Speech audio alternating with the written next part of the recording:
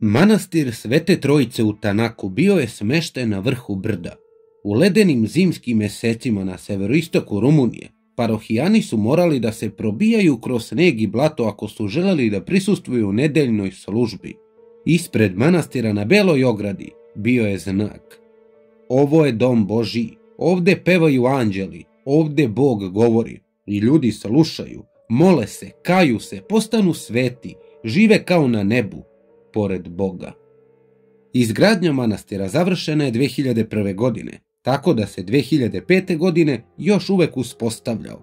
Religija u Rumuniji bila je zabranjena dugi niz godina. Pad komunizma sa sobom je doneo i religiozno buđenje, a mnoge crkve i manastiri podignuti su širom zemlje. U manastiru u Tanaku živelo je i služilo oko 30 monahinja. One su bile zahvalne za mir manastira i osjećale su da će u tišini zaista čuti glas Božiji. Čovek koji je vodio manastir bio je otac Daniel Korođanu. Bio je mlad, živahan i odan svom pozivu da služi Bogu i zajednici. Otac Korođanu je čvrstom rukom vodio svoju parohiju. Iako imao samo 29 godina, imao je izuzetnu ličnost i autoritet. Njegova duga, riđa brada i prodorne zelene oči činile su da izgleda starije i mudrije nego što je zapravo bio. Govorio je autoritetno, a ljudi su se držali svake njegove reči. Dobro je sarađivao sa igumanijom manastira, mati Nikolatom Arkalijanu. Njih dvoje bili su dobar tim. Monahinje su ih zvale mama i tata. Tako je bilo sve dok prijatelj iz detinjstva jedne od monahinja nije došao u posetu. Irina Kornici i Paraskiva Angel su se sprijateljile kada su zajedno živele u sirotištu. Zajedno su prebrodile mnoge oluje i bile odane jedna drugoj do kraja. Međutim, Irini je ubrzo postalo jasno da se njena prijateljica promenila, da je postala odana jedino Bogu i crkvi. Tako je Irina odlučila da i sama postane monahinja, jer je želela da bude u blizini Paraskive. Ali stvari su počele da se raspliću kada je počela da čuje šapat u svojoj glavi. Taj glas bivao je sve glasniji i glasniji, te nikako nije hteo da prestane. Naposletku, 2 meseca nakon što je Irina stigla u manastir, preminula je. A ovo je njena priča. Priča o Irini Kornici. Dobrodošli na dosije Baba Jaga.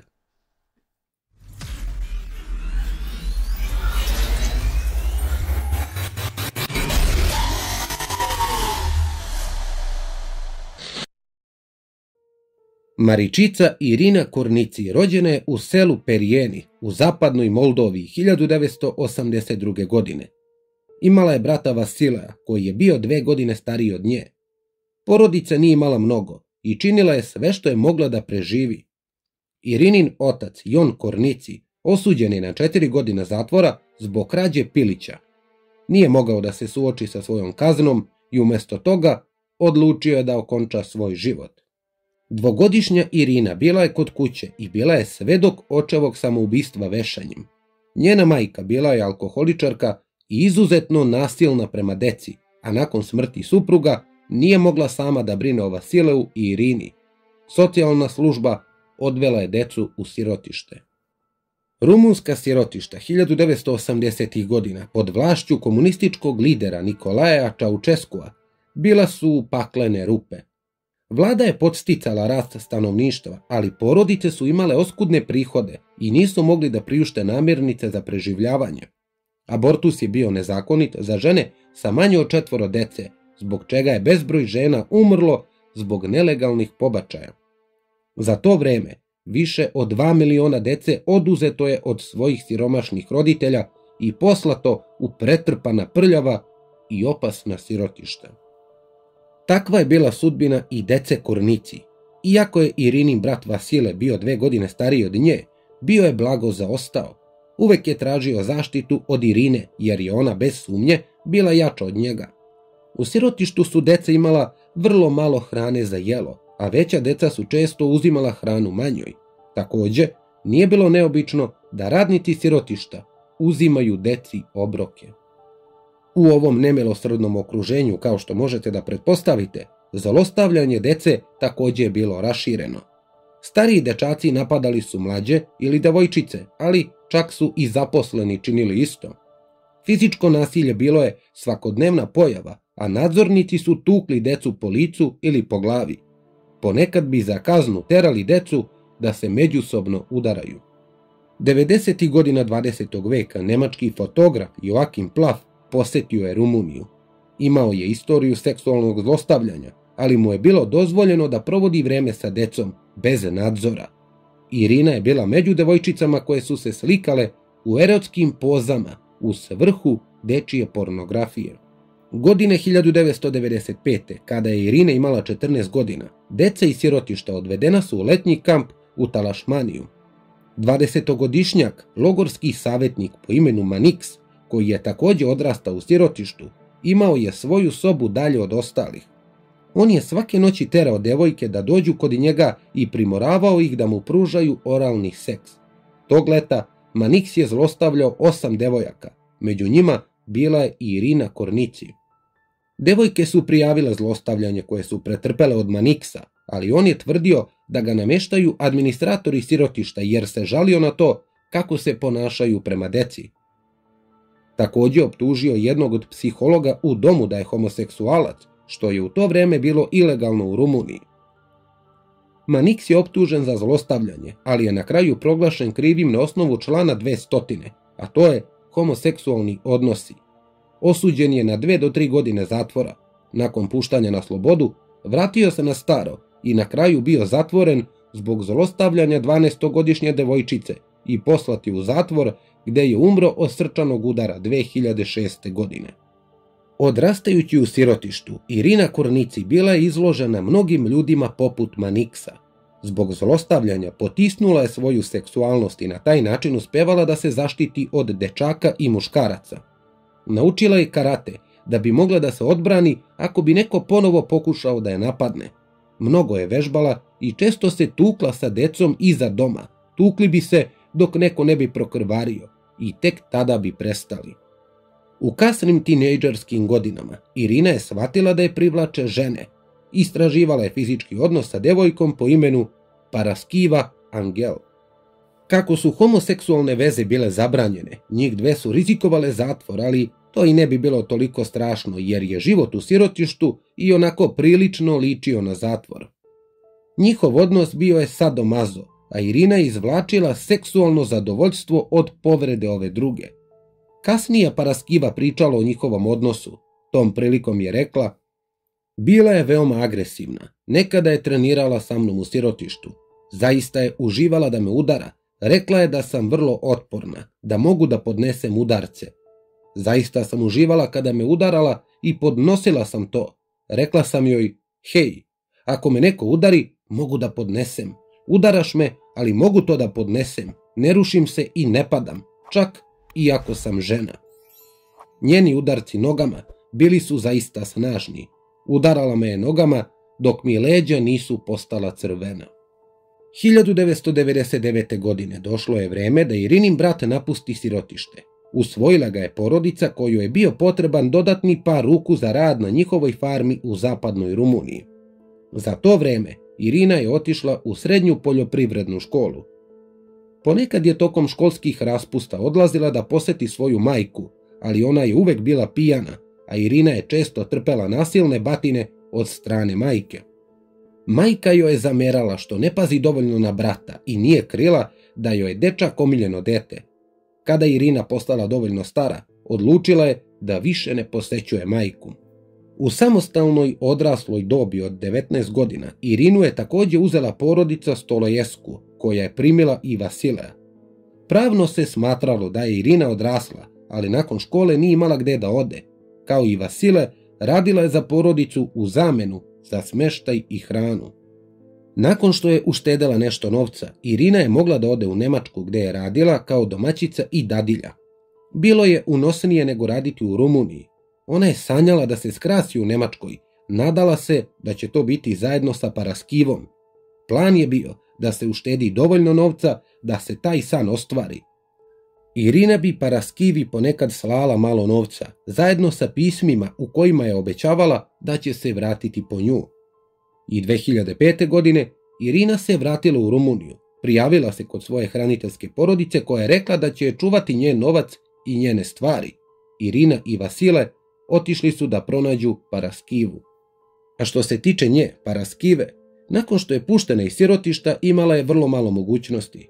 Nije bila retkost da deca iz sirotišta odlaze u manastire, jer nisu imala gde da odu. Ona se pridružila manastiru u Karpatskim planinama gde se spremala da postane monahinja.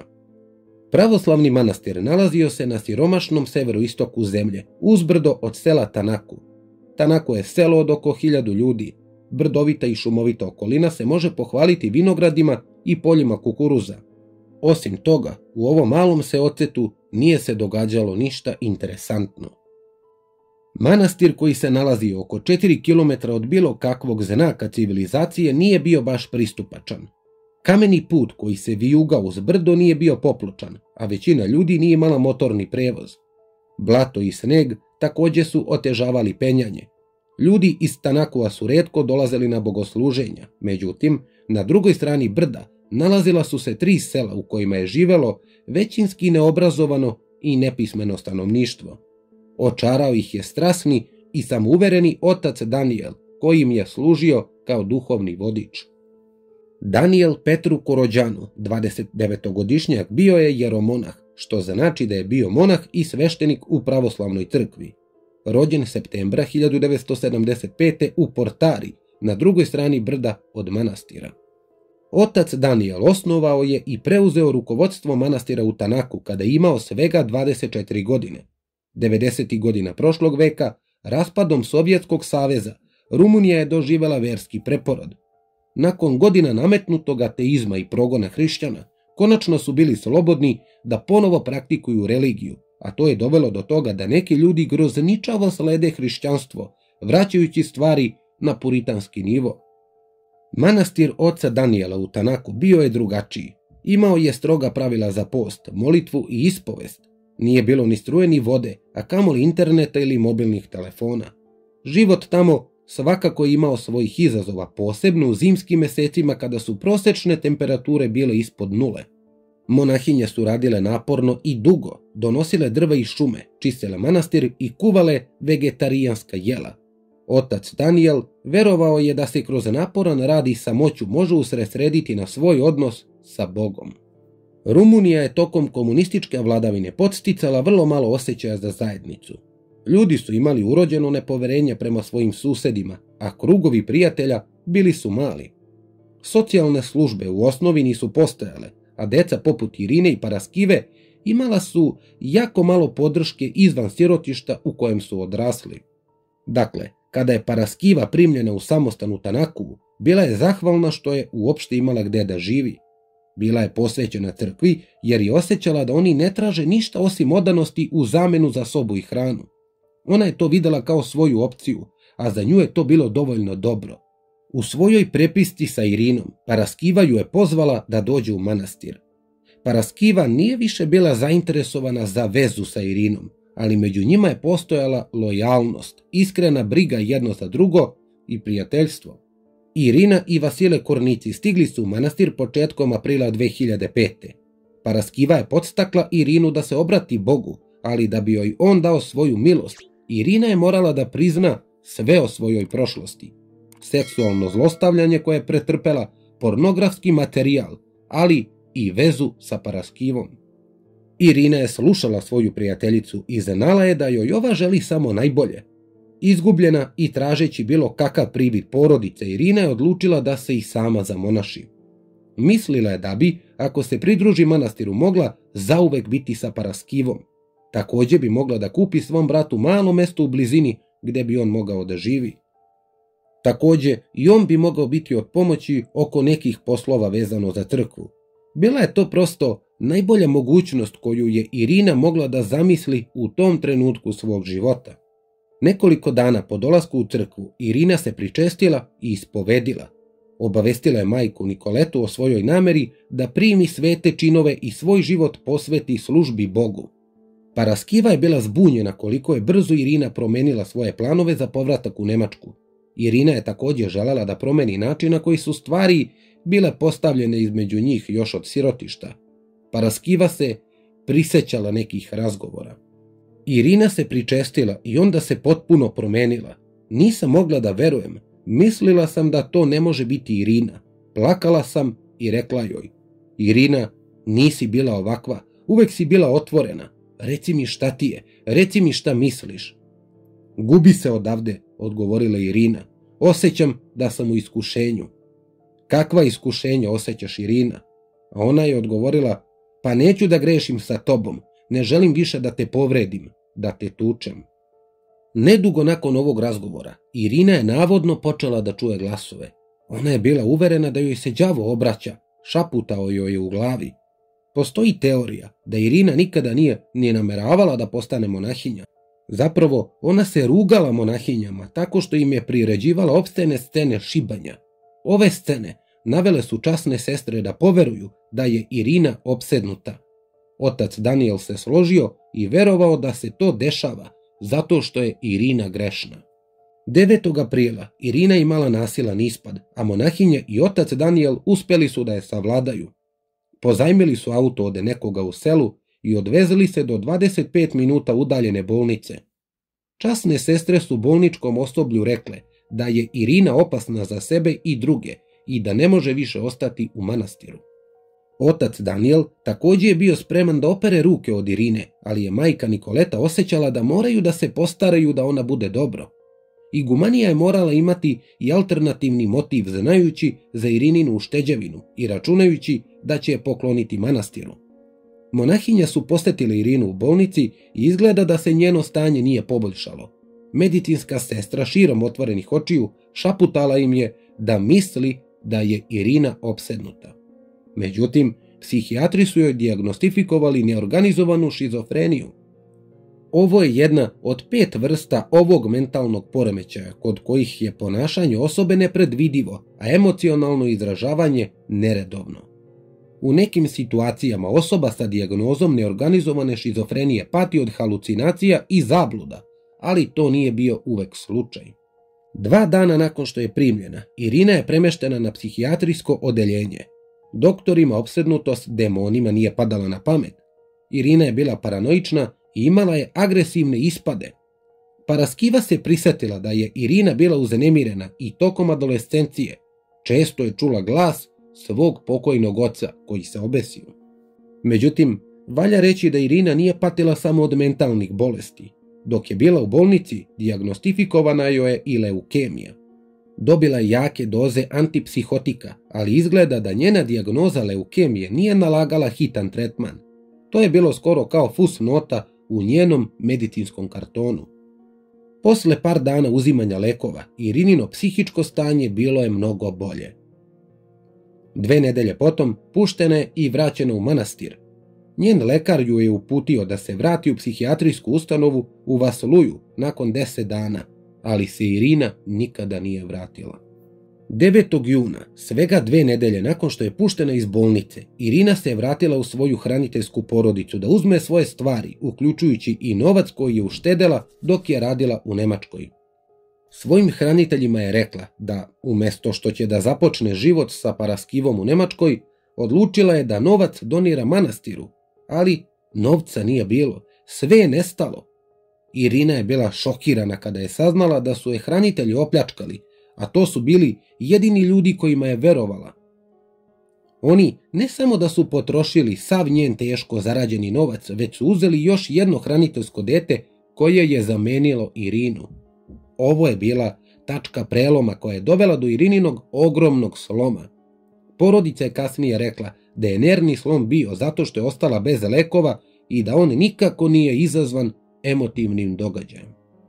Nakon posete hraniteljskoj porodici, Irina se vratila u manastir u Tanaku, gdje su monahinje nastavile da se brinu o njoj. Nikada nisu bili obavešteni o činjenici da ima leukemiju i nisu bili ni obučeni ni opremljeni da joj pomognu. Irina je još uvek bila na putu da postane monahinja. Majka Nikoleta pripremila je spisak grehova.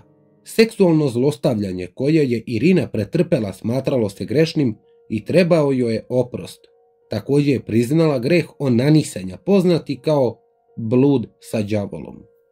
Posle ispovedanja kod oca Danijela primila je epitimiju, molitvu, klečanje sa glavom pognutom do zemlje i post na hlebu i vodi. Kada to obavi, mogla je da se pričesti.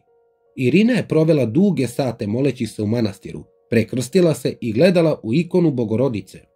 Zatim bi kleknula i pognula glavu dodirujući pod vrhom glave, pa bi ponovo ustajala i sve ponavljala. Odbrojavala je brojanicu svaki put kada je završila jedan krug, crtajući liniju na komadu papira kada je stigla do 100. Nakon završetka klečanja bilo joj je dozvoljeno da se pričesti na Vaskrs. Po rumunskom pravoslavnom kalendaru to je bilo 1. maja. Ipak, Irini nije bilo dobro, a Paraskiva i ostale monahinje bile su zabrinute za nju. Imajte na umu da u ovom trenutku nije uzimala lekove za svoju šizofreniju, pošto se nije vratila u bolnicu nakon 10 dana od puštanja po uputstvu. Također, ona nije bila svesna činjenice da pati od simptoma povezanih sa leukemijom, a u takvom stanju prošla je kroz iscrpljujuću epitimiju. A to je dovelo do toga da se ubrzo ponovo pojavi šapat u Irininoj glavi. Taj šapat ju je proganjao. Ona je postala nasilna, čak je zapalila i ćeliju u kojoj je spavala. Kada je imala još jedan napad ovoga puta upućen ocu Danielu tokom nedeljne mise, on je objavio da je đavo u njoj.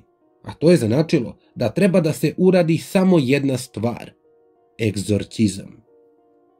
U kratkom postojanju manastira u Tanaku između 2001. i 2005. godine otac Daniel je izvršio mnoge uspešne egzorcizme. Bilo je opšte poznato da je on bio tip koji će isterati demone ako ste opsednuti. Također imao sposobnost da vas očisti od crne magije. Većina parohijana dolazila je iz siromašnih seoskih gradova u kojima je vrlo malo ljudi bilo obrazovano. Stariji ljudi su mu dolazili tražeći skidanje crne magije. Na primjer, ako je neko patio od posebno teškog napada gripa, bio je ubeđen da ga je neko prokleo. Jedini način da se oporavi od toga bio je da pozove nekoga poput oca Daniela.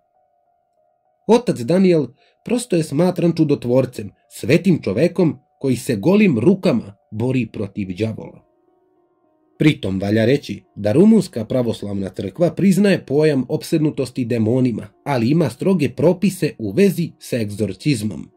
Ovakvu ceremoniju treba praktikovati samo 2 puta godišnje uz prisustvo 3 ili više sveštenika. Otac Daniel nije ispunjavao uslove jer je bio jedini monah koji je služio kao i sveštenik.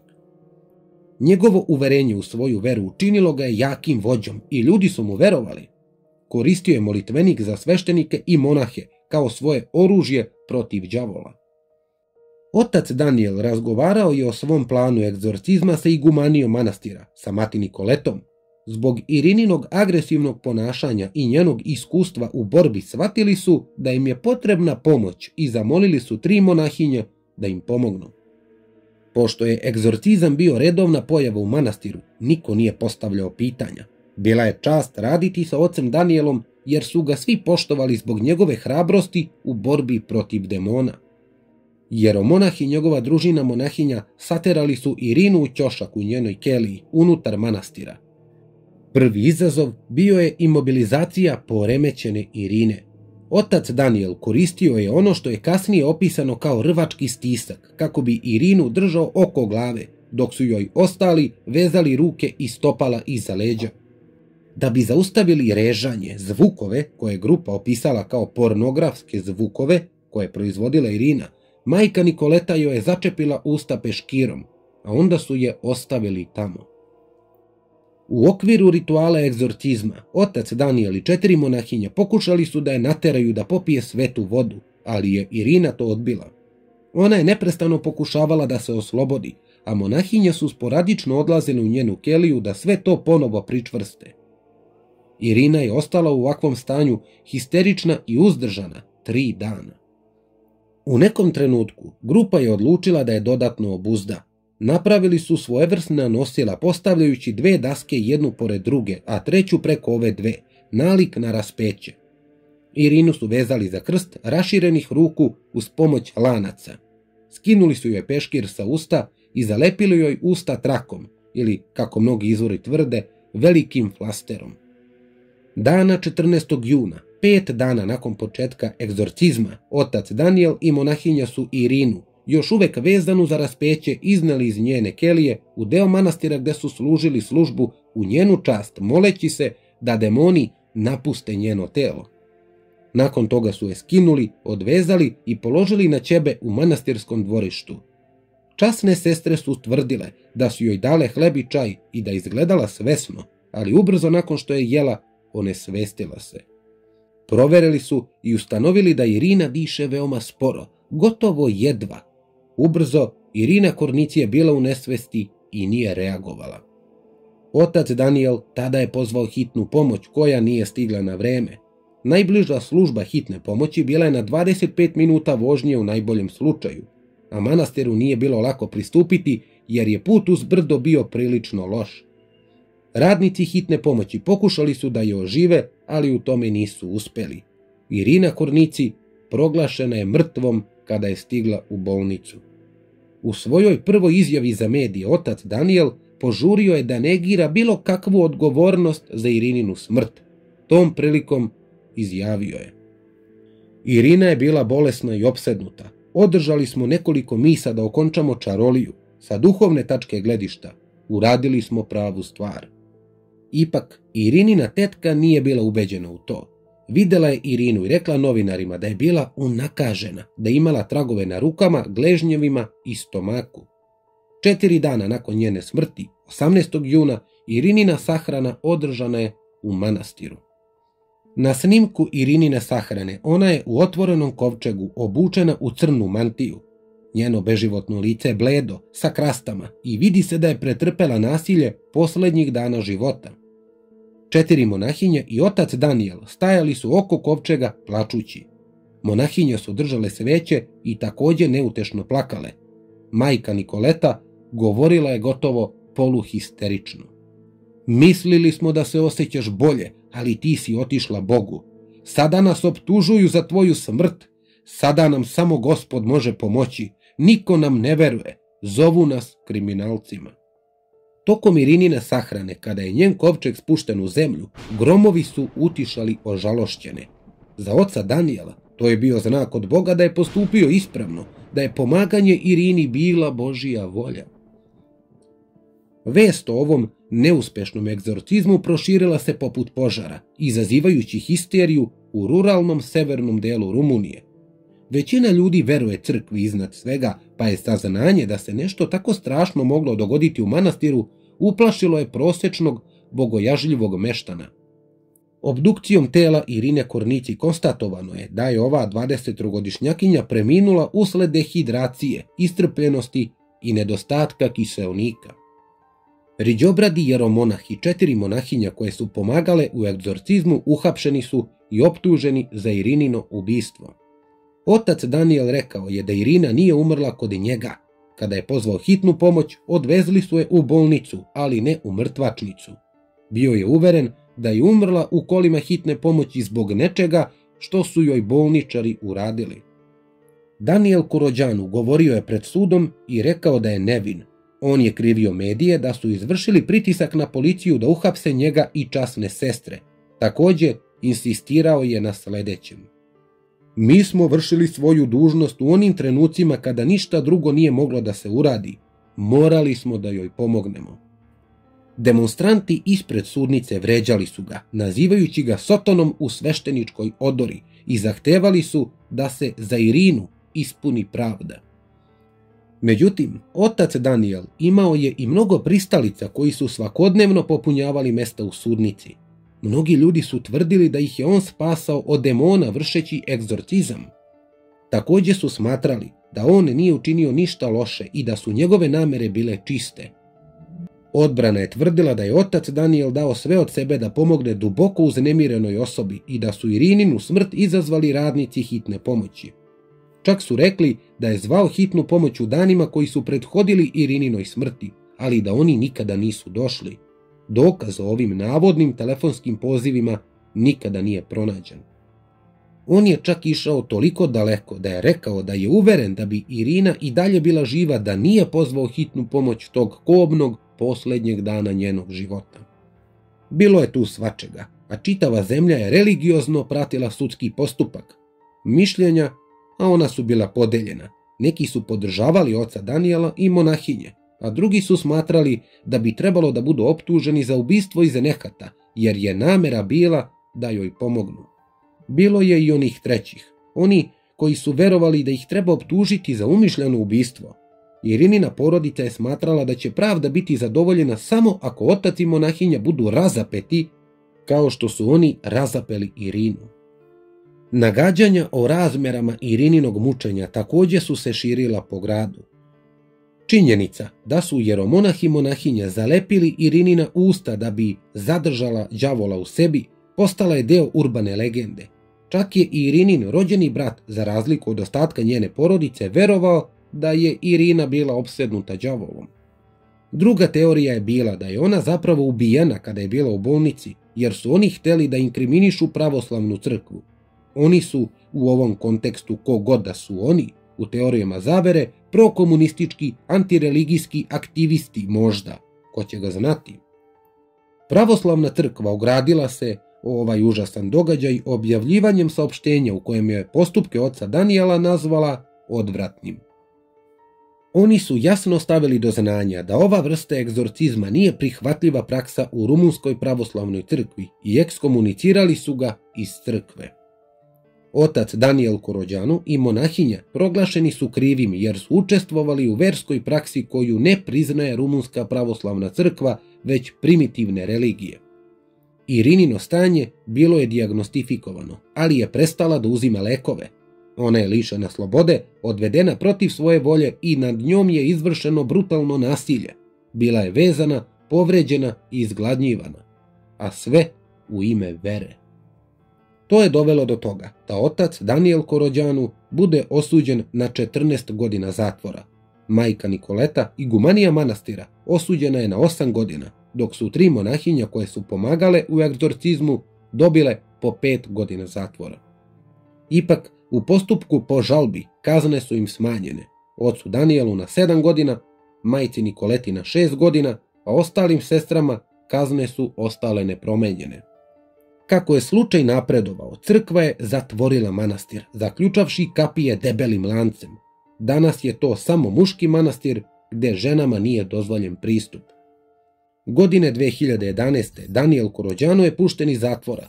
Iako je izgubio položaj u rumunskoj pravoslavnoj crkvi, ipak je imao ljude koji su verovali u njega i želeli da ga slede. Bio je jedan lokalni biznismen sa interesovanjima u Španiji i Italiji koji je bio teško bolestan još pre Irinine smrti. Njegova bolest učinila ga je slepim, a lekari su rekli da mu se vid nikada neće vratiti. Taj biznismen čuo je za oca Danijela i otišao je u Tanaku gde je riđobradi Božiji čovek položio ruke na njega i pomolio se. Za divno čudo, taj biznismen je progledao. Šta se dalje dogodilo? Pa ovaj bogati čovek nikada nije zaboravio šta je Danijel Korođanu učinio za njega. Svoju kuću za odmor u Portari stavio mu je na raspolaganje i rekao da može da je koristi kako mu je volja. Pre Irinine smrti Korođanu je pokušao da proširi manastir Tanaku na Portari. Nakon njegovog hapšenja, ćelije koje je izgradio srušila je husijska nadbiskupija. Ali on nije bio gotov. Koristeći dom svog dobrotvora kao manastir, osnovao je manastir Zapodeni.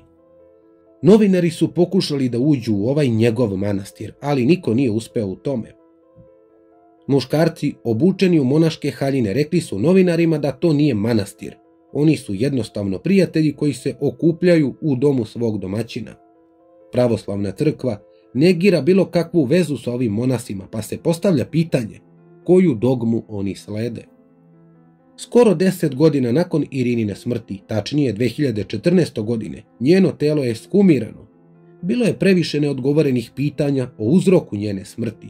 Sudski veštak je tad utvrdio da je dobila 6 doza adrenalina i da je umrla od predoziranja adrenalinom.